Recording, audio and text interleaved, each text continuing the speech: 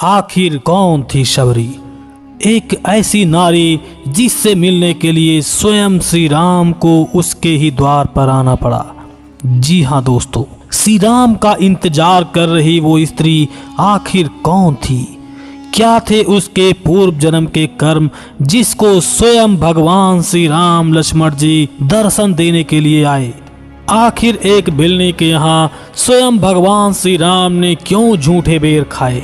आखिर उसके पूर्व कर्म क्या थे? आज के इस वीडियो में हम इन्हीं बातों पर चर्चा करेंगे। बस आपसे निवेदन है कि हमारे इस वीडियो को अंत तक जरूर देखिएगा और अगर वीडियो पसंद भी आए तो इसे लाइक करना, साथ में चैनल को सब्सक्राइब करना बिल्कुल भी मत भूलिएगा। भगवान श्री राम की कृपा आपके समस्त घर परिवार पर सदैव बनी रहेगी। कहा जाता है कि शबरी पूर्व जन्म में रानी रत्नमाला थी। एक बार प्रयागराज में कुंभ का महापर्व था। शबरी भगवान की पहले से ही भक्त थी। उसके मन में संतों का दर्शन तथा सत्संगित करने एवं तीर्थाटन करने की बड़ी ही लालसा होती थी। उसने अपने पति से अपनी इच्छा व्यक्त की। राजा ने कहा, ठीक है, जाओ, मैं तुम्हारे जाने की व्यवस्था करा देता हूँ।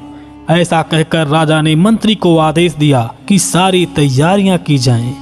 मंत्री ने सब तरफ से मखमली आवरण युक्त एक सुंदर पालकी तैयार कराई। विशाल सैन्य सामग्री के साथ रानी कुंभ के पर्व को देखने के लिए प्रयागराज गईं। परंतु राजा की व्यवस्था इतनी चुस्त दुरुस्त थी कि रानी कुछ भी देख ना सकी। त्रिवेणी तक दोनों तरफ से रानी के स्नान मार्ग को कनात आदि से ढक दिया गया था, जिससे स्नानार्थ जाते हुए रानी को कोई भी देख ना सके। रानी बहुत परेशान थी। वो चाहकर भी संत महात्माओं का दर्शन नहीं कर पा रही थी। दोनों तरफ से लगे कनातों के मध्य से रानी पांडाल से निकलकर स्नान स्थल को गई। स्नान स्थल पर भी ऐसी व्यवस्था थी कि रानी को कोई भी व्यक्ति किसी तरफ से देख नहीं सकता था, क्योंकि स्नान स्थल पर भी चारों तरफ से कनात आदि लगाकर पर्दा कर दिया गया था। जिस समय रानी शबरी ने गंगा जी में डुबकी लगाई तो रानी ने हर बार के डुबकी में गंगा जी से यही प्रार्थना किया कि मुझे अगला जन्म किसी नीच जाति नीच कुल में मिले, जिससे मैं स्वच्छंदता पूर्वक महात्माओं का दर्शन कर सकूं। गंगा जी ने रानी की प्रार्थना स्वीकार कर ली और जब रानी को दूसरा जन्म मिला तो वह एक नीच कुल में जन्म लेकर शबरी के नाम से विख्यात हो गई। वाल्मीकि रामायण में वर्णित शबरी के प्रसंग को पढ़ने पर ऐसा आभास होता है कि शबरी निम्न जाति की स्त्री नहीं थी। उसका नाम ही शबरी रहा होगा। भील को सबर भी कहते हैं। कदाचित इसी कारण शबरी को सब लोग भीलनी भी कहते थे।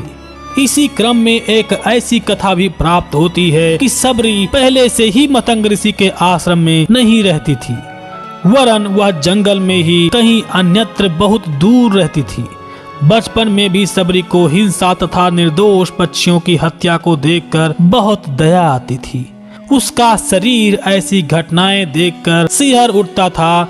खून से लथपथ पक्षियों को देखकर वह स्वयं रोने लगती थी। ऐसी कथा प्राप्त होती है कि मनुष्य होकर भी लोगों के अमानवीय कृत्यों को देखकर शबरी के मन में घृणा बचपन से ही पैदा हो गई थी।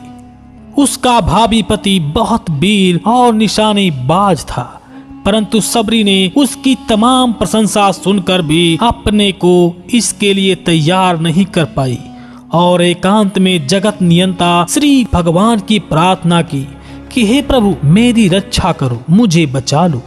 आदि प्रार्थना करते करते रात्रि अत्यधिक बीत गई। तब शबरी ने अपना कर्तव्य निश्चित कर लिया था। अर्धरात्रि के समय बिना किसी की परवाह किए शबरी अनेक नदी, वन, तालाब तथा कांटों से युक्त मार्गों के बीच अनजाने गंतव्य की तरफ भागती चली जा रही थी। उसे डर सता रहा था कि कहीं मैं अपने माँ बाप के हाथ में ना पड़ जाऊं। भागने की तन्मयता में भूख प्यास भी उससे बिछुड़ चुके थे। इस तरह से 2 दिनों बाद वह पंपा सरोवर के पास जाकर पहुंची। वहां पर मतंग ऋषि का आश्रम था। शबरी अब यहीं पर रहने लगी थी। माँ गंगा जी द्वारा पूर्व जन्म में दिए गए आशीर्वाद स्वरूप अब सबरी उचित और इच्छित स्थान पर पहुंच गई थी।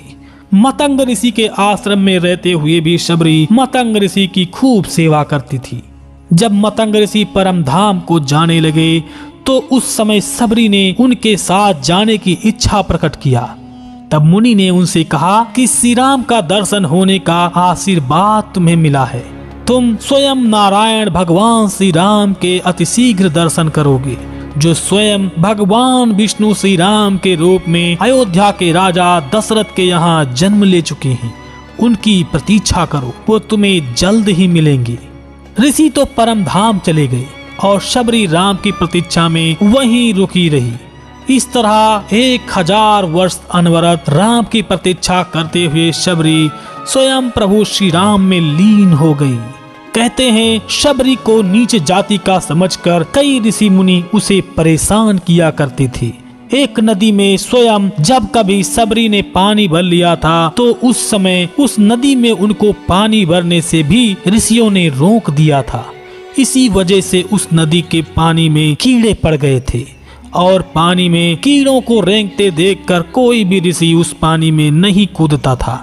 उसकी दुर्गंध को सूंघकर सभी ऋषि मुनि वहां से चले जाते थे।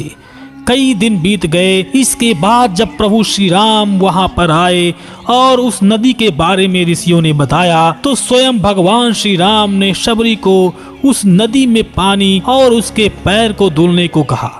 जब शबरी के पैरों को स्वयं ऋषियों ने धुला तो वो पानी पहले के जैसा पवित्र हो गया और शबरी वहीं से पूजनीय हो गई। इस तरह से स्वयं शबरी प्रभु श्री राम में लीन हो गई और अपने शरीर को जलाकर पंच तत्वों में विलीन कर दिया। दोस्तों, ये थी शबरी की कहानी, जो शायद आप सभी लोग पहले से जानते हों या फिर कुछ लोग नहीं जानते हों।